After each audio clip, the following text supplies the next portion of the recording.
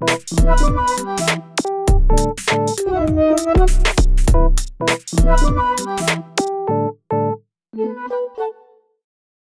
to the third official episode of Real Talk with Z. Today we are talking about college. 4 things you should know before making a college decision. This is not a final list of the only things you should consider when going to college. But one of the first things I think you should consider is the overall feel of the campus environment. Is it conducive to your growth? Do they have areas where you can go and study just you by yourself? Do they have areas where you can go and study with your friends and your classmates?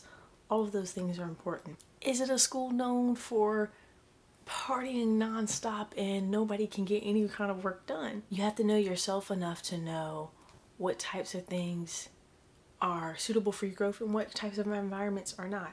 For me, when I chose my undergrad, I knew that that environment was for me. You have to visit the school. Does this school offer what you need? And I'm not saying, is the school topping this and topping that and topping that and topping that. Those things are great, but for what you personally want to study, do they have that there?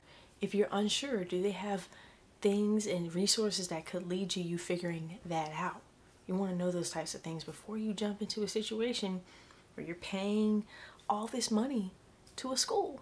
Next on the list, are there scholarships that school offers in the area you want to study? If you want to study art, if you want to study business, do they have a system set up in place where after a certain amount of time or after a semester as a student, you can apply for scholarships at that school? In my situation, I did not have much scholarship money starting off, but as I got into the school, built relationships with professors, I was able to be recommended for some scholarships my second year of school.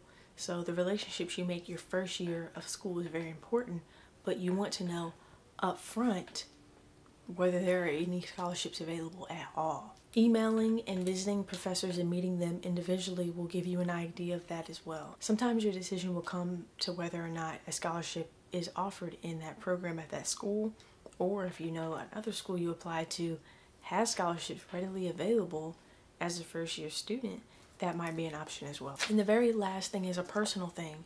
What do you bring to the table? Sometimes we go into college thinking, all right, I'm showing you the money, what can you do for me? And neglecting the fact that we should bring something to the college as well. After all, they picked you to attend their school. They accepted you. So what are you bringing to the table?